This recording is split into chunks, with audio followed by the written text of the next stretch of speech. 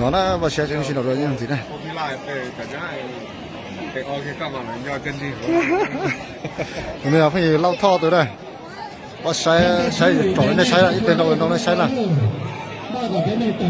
nó là cũng gì của nhà tôi ạ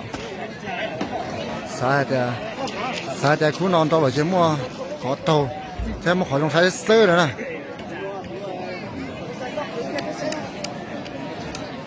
cứ cút cái nào này cứ cút ta chèn chỗ chèn đâu thế này我现在别找那很多那谁呢？我现在老给人了呢，咋给了呢？谁用黑弄到家里面谁呢？啥点到了节目搞用谁死了？可能穿ใจหมวก了。哦，弟弟，都给人了，去找人没关系了。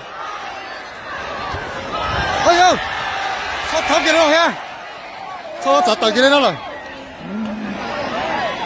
Đánh cân không hết.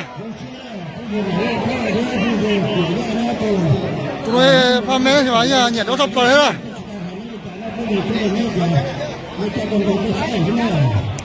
Chỉ có đi chả ra. Bé giờ cái mà cho nó chết rồi. Sẽ giải sư là 我碰我有的口的。